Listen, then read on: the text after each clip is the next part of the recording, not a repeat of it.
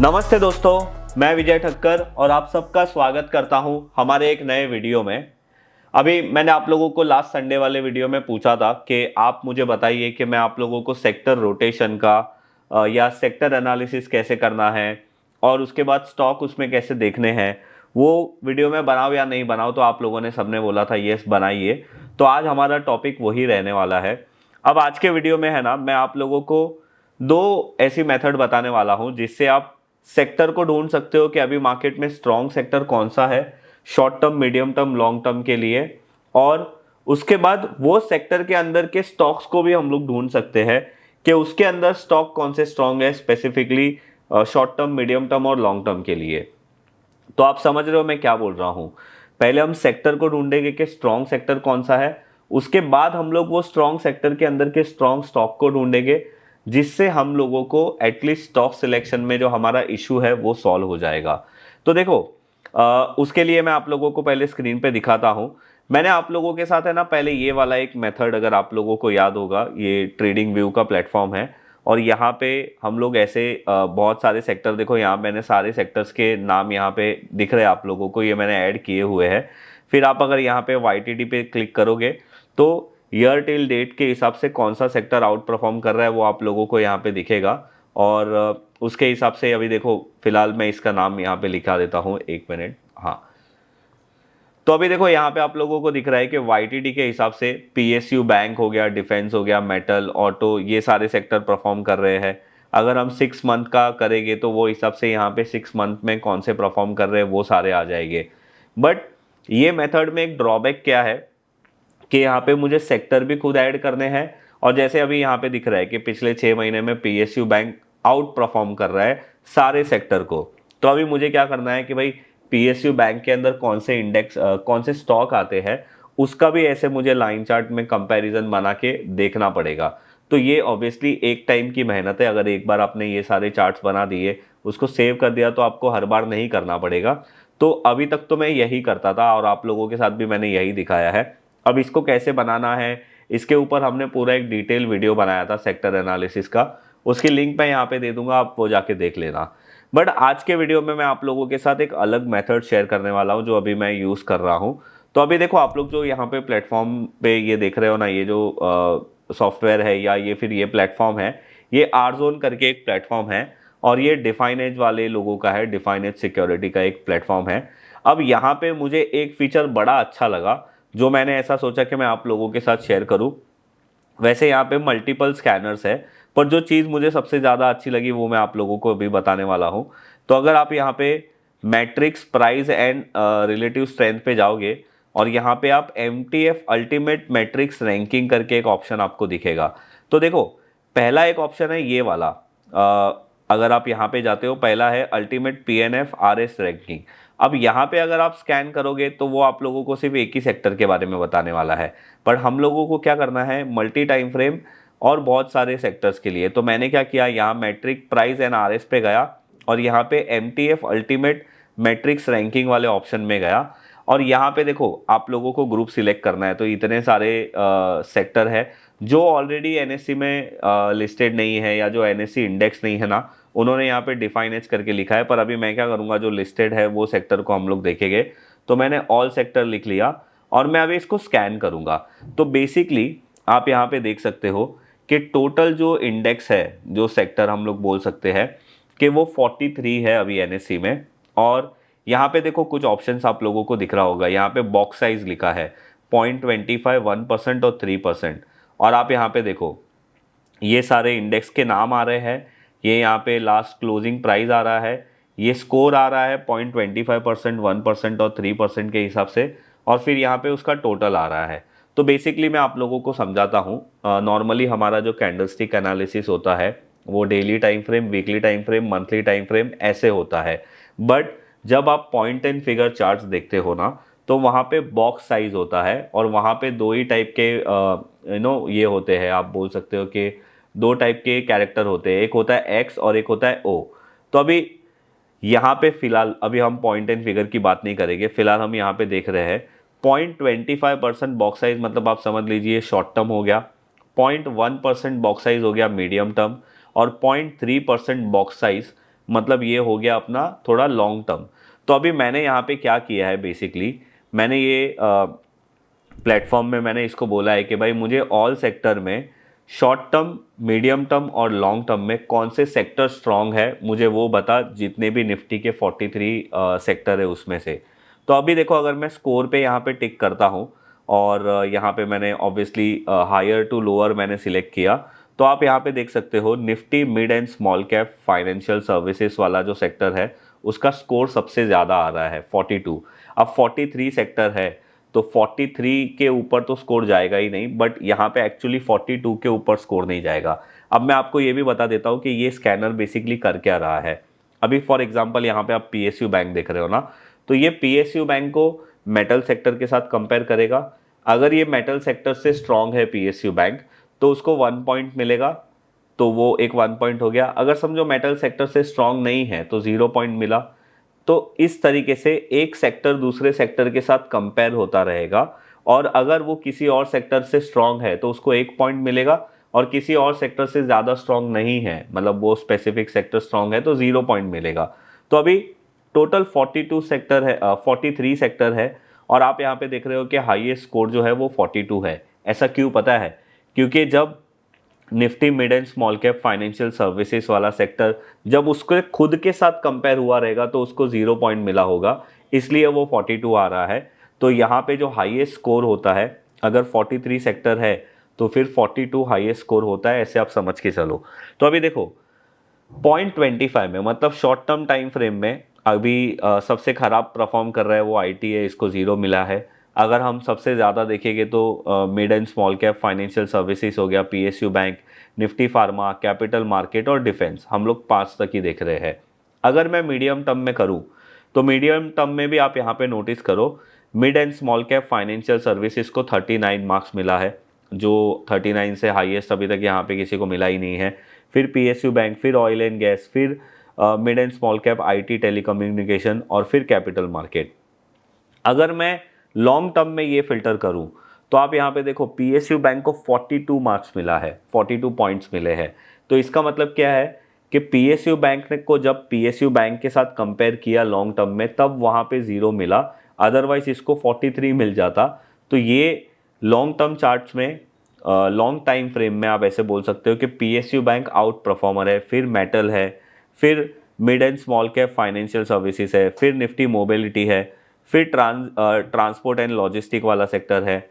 तो इस तरीके से आप short term, medium term, long term का आपने ये सेक्टर ढूंढ लिया कौन सा है। पर अभी मैं क्या करता हूँ ना, मैं टोटल पे क्लिक करता हूँ।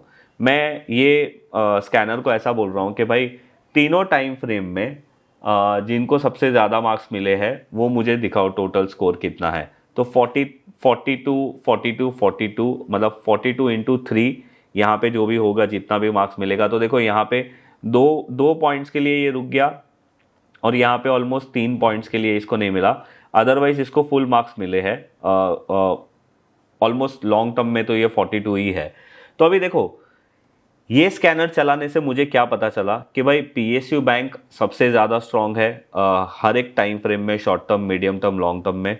उसके बाद mid and small financial services का सेक्टर स्ट्रांग है, उसके बाद कैपिटल मार्केट स्ट्रांग है, उसके बाद ऑयल एंड गैस स्ट्रांग है, और उसके बाद अगर मैं लास्ट में 5th सेक्टर देखूँ तो फाइनेंशियल सर्विसेज 25-50 करके जो है सेक्टर, वो सबसे ज़्यादा स्ट्रांग है।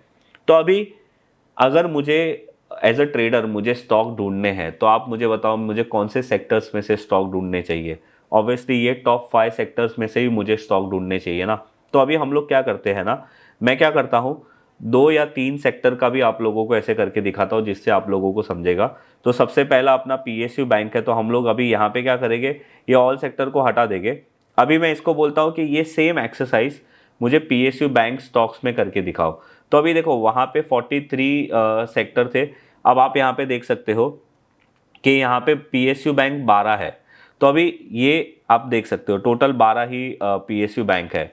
तो अभी टोटल 12 है, तो मुझे यहाँ पे वापस से टोटल पे जाके देखना है। तो मुझे यहाँ पे अगेन मुझे सीधा पता चल गया कि भाई पीएसयू बैंक इंडेक्स के अंदर सबसे ज़्यादा स्ट्रॉन्ग कैनरा बैंक है, क्योंकि मैंने यहाँ पे टोटल में क्लिक किया है। और अगर मैं शॉर्ट टर्म में जानना चाहता हूँ तो वो फिर महाराष्ट्र बैंक है। अगर मैं मीडियम टर्म में जानना चाहता हूँ तो कैनरा बैंक है, अगर मैं लॉन्ग टर्म में जानना चाहता हूँ तो अगेन कैनरा बैंक आ रहा है। पर मैं ऐसे बोल रहा हूँ कि नहीं, मुझे बताओ टोटल में कितना है। तो टोटल में कैनरा बैंक आया, फिर इंडियन बैंक आया, फिर महाराष्ट्र बैंक, फिर बैंक ऑफ इंडिया और फिर स्टेट बैंक। तो अभी आप मुझे बताओ कि एज अ ट्रेडर अब मुझे डिसाइड करना है कि मुझे स्विंग ट्रेडिंग करनी है, पोजिशनल ट्रेडिंग करनी है, या मुझे लॉन्ग टर्म ब्रेकआउट्स में पार्टिसिपेट करना है। तो मैं अभी आप लोगों के लिए यहाँ पे दिखाता हूँ। जैसे कैनरा बैंक आया है, तो कैनरा बैंक का हम लोग एक काम करते, चार्ट देख लेते हैं। यहाँ पे मैं आया, कैनरा बैंक का चार्ट देख रहा हूँ। अभी मैं पहले मंथली टाइम फ्रेम में ही देखता हूँ, क्योंकि मेरा मेरा तो इंटेंशन वही है ना कि मुझे मल्टी ईयर ब्रेकआउट्स में ट्रेड लेना है। तो आप यहाँ पे देखो, कैनरा बैंक ने 2011 का ब्रेकआउट अभी जस्ट रिसेंटली लास्ट मंथ ही किया है 130 पे, और अभी ये 150 चल रहा है। और इसका जो सबसे बड़ा रेजिस्टेंस है वो 2010 का है, 164 का।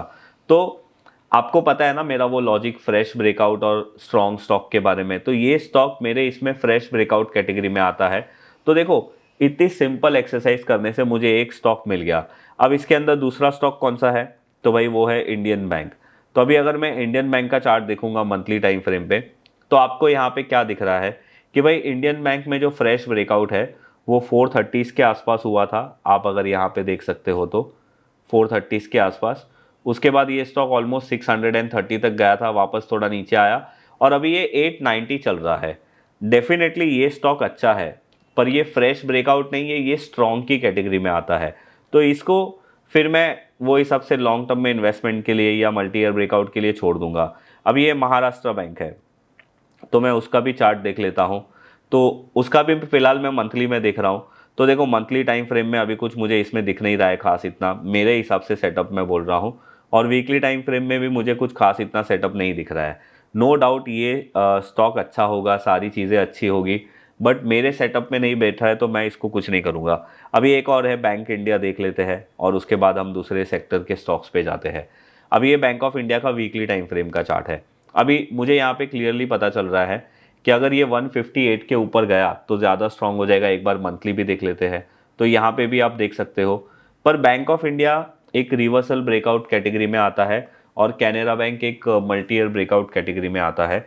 तो मेरी प्रेफरेंस अगर ये सेक्टर में से अभी मुझे कोई सिलेक्ट करना हो तो डेफिनेटली कैनरा बैंक ही रहेगा। तो ये मेरा एक सिंपल एनालिसिस हो गया।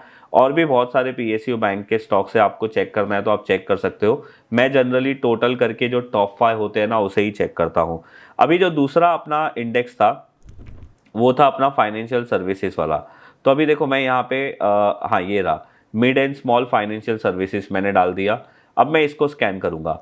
अब आप यहाँ पे नोटिस करो, सेक्टर हमारे 43 थे, ये वाले जो पीएसयू बैंक है वो 12 थे। मुझे किसी को याद रखने की ज़रूरत नहीं है, यहाँ पे सारी चीज़ें ऑटोमेटिकली आ रही है।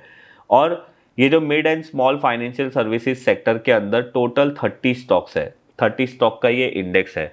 तो देखो, ये वाले जो ये वाला जो एक्सरसाइज है ना, जो मैं करता था पहले ट्रेडिंग व्यू में, इसमें क्या होता था ना, मुझे मैन्युअली सारे स्टॉक्स को, सेक्टर को डालना पड़ता था। उससे एक ड्रॉबैक क्या होता था, कभी कभी मैं कोई सेक्टर भूल जाता था, या मुझे सर्च में कहीं दिखता नहीं था। तो ये सारी प्रॉब्लम होती थी। कभी कभी ऐसा होता था कि कोई स्टॉक किसी सेक्टर से निकल गया, कोई दूसरा आ गया, और मैंने ध्यान नहीं दिया, तो मैंने अपडेट नहीं किया, तो मेरा एनालिसिस ख़राब हो सकता था। बट यहाँ पे मुझे वो चीज़ करने की ज़रूरत ही नहीं है। ऑटोमेटिकली देखो, अभी मैं आपसे बात कर रहा था, इतनी देर में ये 30 स्टॉक स्कैन हो गए। सिंपल, मुझे यहाँ पे टोटल स्कोर देखना है, तो यहाँ पे भाई एंजल वन का सबसे ज़्यादा आया। तो मुझे जाके यहाँ पे सिंपल सी चीज़ है, एंजल वन का चार्ट देखना है, क्या मेरा सेटअप यहाँ पे बैठ रहा है मंथली टाइम फ्रेम पे। तो देखो, मंथली टाइम फ्रेम पे एंजल वन का रीटेस्ट हुआ था 2022 के आसपास, मतलब 2022 प्राइस के आसपास। उसके बाद अभी ये एंजल वन कंटिन्यूसली ऊपर चल रहा है। अगर आप यहाँ पे ध्यान दोगे तो यहाँ पे एक ट्रेंड लाइन बन रहा है, अगर जिसका ब्रेकआउट आएगा तो मैं एंजल वन में मुझे ध्यान देना है तो मैं देख सकता हूँ। तो ये मेरा एंजल वन मैंने देख लिया। अब मुथूट फाइनेंस की बात है, क्योंकि वो भी स्टॉक आ रहा है, तो मुथूट फाइनेंस का चार्ट मैं देख रहा हूँ। तो अभी देखो, मुथूट फाइनेंस का चार्ट देखने से मुझे क्या समझ में आया कि भाई ये स्टॉक का ब्रेकआउट तो यहाँ पे 1700 के आसपास हुआ था, अभी ये 3700 के आसपास चल रहा है। डेफिनेटली ये स्टॉक अच्छा है, पर ये स्ट्रॉन्ग है, फ्रेश ब्रेकआउट नहीं है, तो मैं यहाँ पे कुछ नहीं कर सकता। उसके बाद एक हुडको करके स्टॉक है, आया है 3rd नंबर पे, तो उसका भी चार्ट देख लेते हैं। अब तक मैंने हुडको का चार्ट नहीं देखा था, तो अभी देख लेते हैं। तो अभी देखो, हुडको का ब्रेकआउट भी 102 के आसपास आया था, फिर ये 360 तक गया था। अभी ये यहाँ पे एक नैरो कंसोलिडेट कर रहा है, और अगर मैं यहाँ पे एक ऐसे रेजिस्टेंस बनाता हूँ तो वो गलत नहीं होगा कि भाई अगर ये स्टॉक 259 के ऊपर जाएगा तो स्ट्रांग हो जाएगा।